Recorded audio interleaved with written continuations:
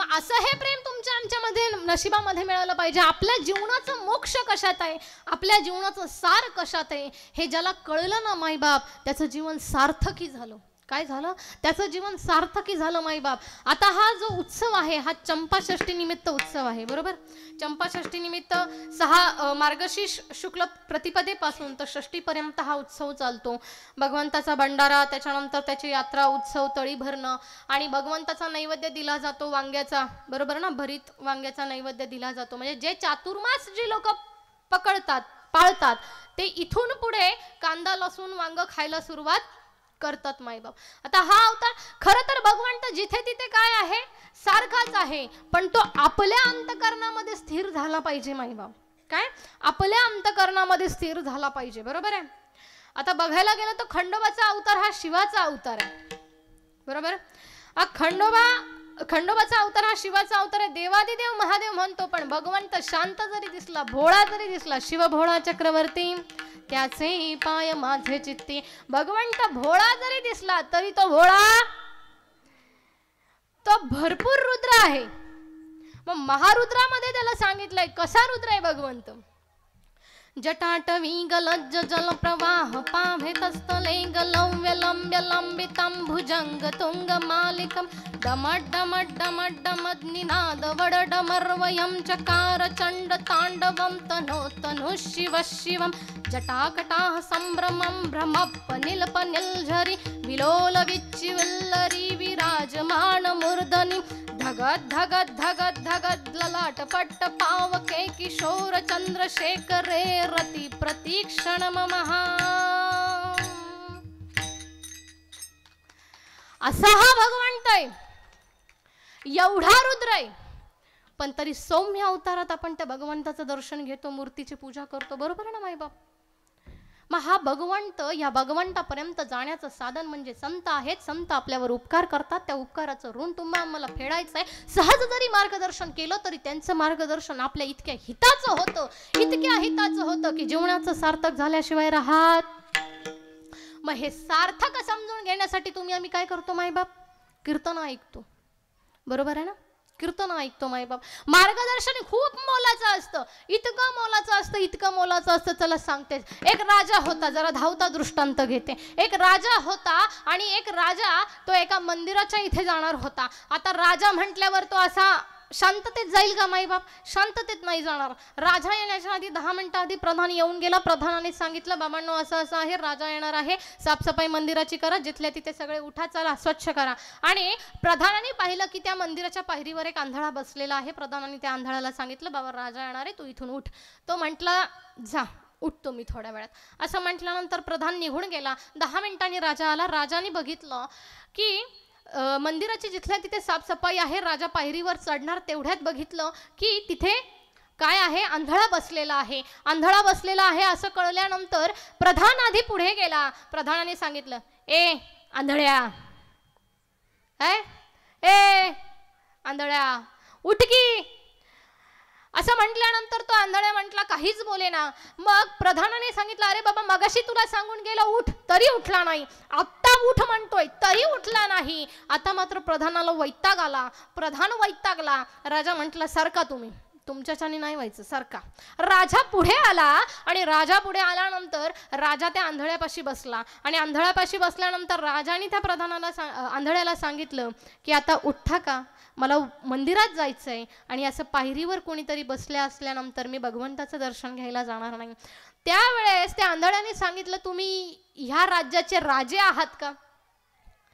त्यावेळेस त्या राजाला कुतूहल वाटलं, यानी हा आंधळाच आहे ना नक्की? तो म्हणला, हो मी राजाच आहे. त्यावेळेस असं विचारल्यानंतर राजाने त्याला प्रतिप्रश्न केला की बाबा तुला कसं कळलं? त्यावेळेस त्याने सांगितलं की आतापर्यंत जो 4 वेळा येऊन गेला तो तुमचा प्रधान होता आणि तुम्ही आता आलात तर तुम्ही राजा आहात. याचं कारण असं की जे खालचे असतात ना तेच फटाके जास्त वाजतात. विठ्ठल विठ्ठल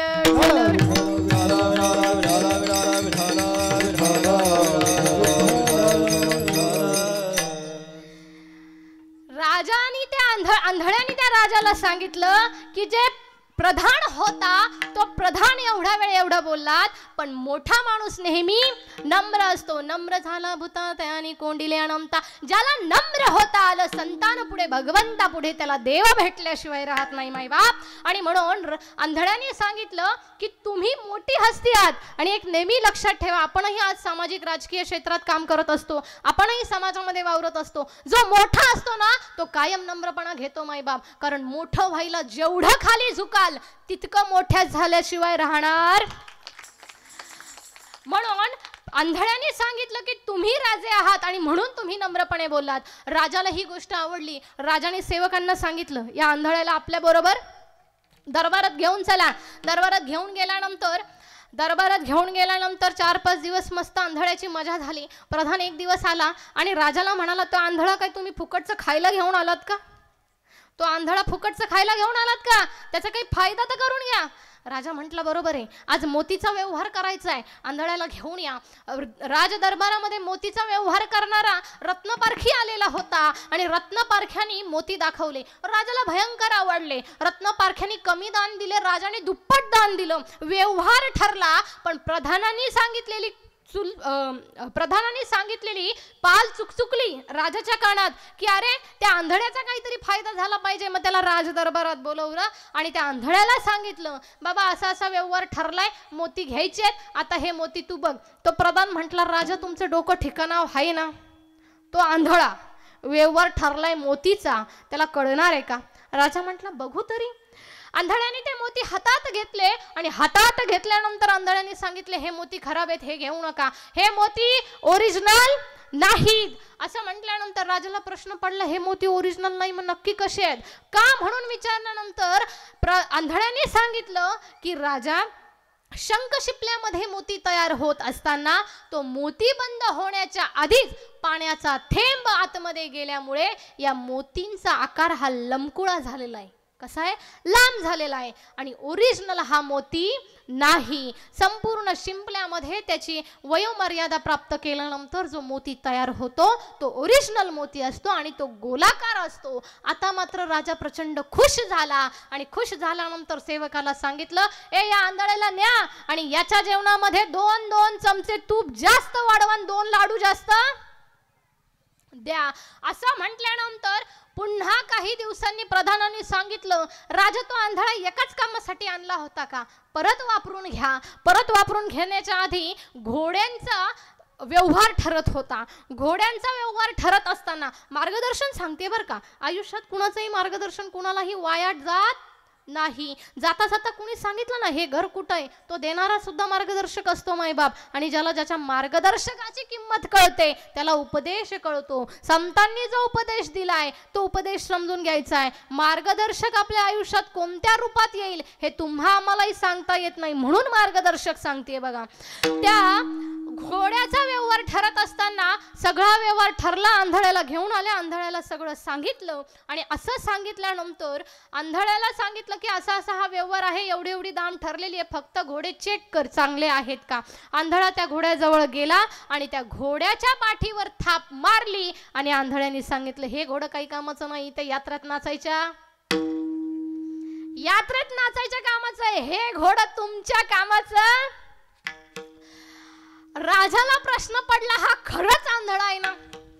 याला कळतंय तरी कसं? राजाने पुन्हा विचारलं, अरे बाबा तुला कसं कळलं? त्यावेळेस आंधळ्याने सांगितलं, ज्या वेळेस घोड्याच्या अंगावरून हात फिरवला की त्याच्या याच्यामध्ये कसं धावता घोडा पाहिजे, ऊर्जा निर्माण झाली पाहिजे. हे तर काय ठेक्यावर नाचायला सुरुवात करते. विठ्ठल विठ्ठल विठ्ठल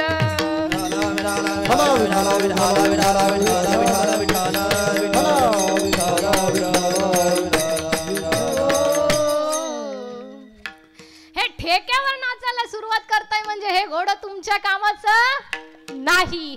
मग बरेच दिवस गेल्यानंतर प्रधानांनी परत युक्ती लढवली आणि राजाला सांगितलं, तो आंधळा एवढं सगळं सांगतोय, थोडं तुमच्याबद्दल जरा विचारून बघा. थोडं विचारा काय निघतंय तुमचं तरी. म्हटले बर चालतंय.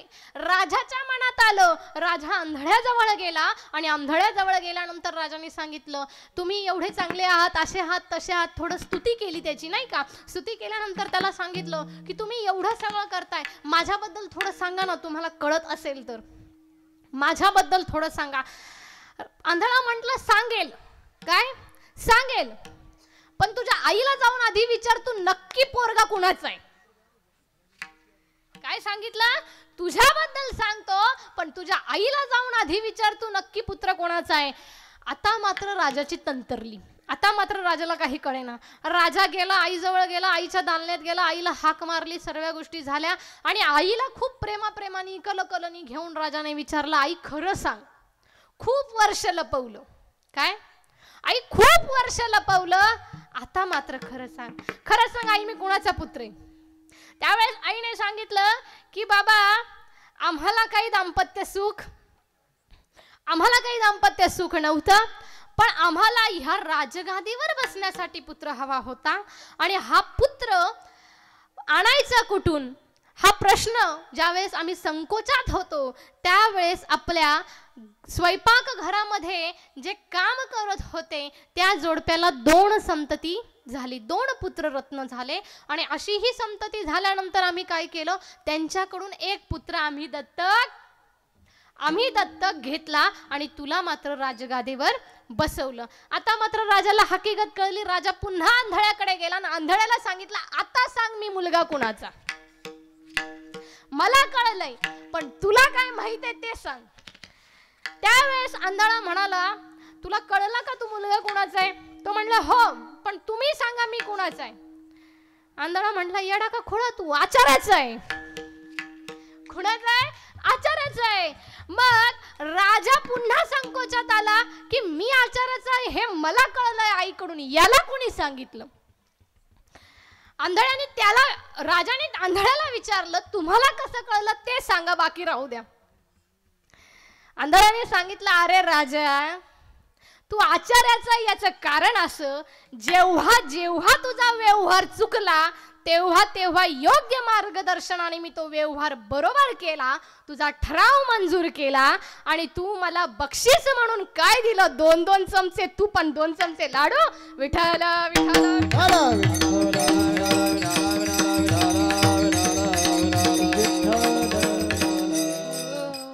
अरे तू आचार्याचा आहे म्हणून 2 चमचे तूप आणि 2 चमचे लाडू दिला.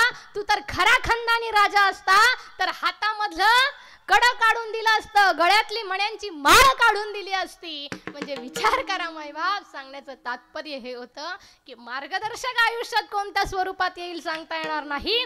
आपल्यावर आयुष्यामध्ये कुणाचे उपकार कधी होतील सांगता येणार नाही.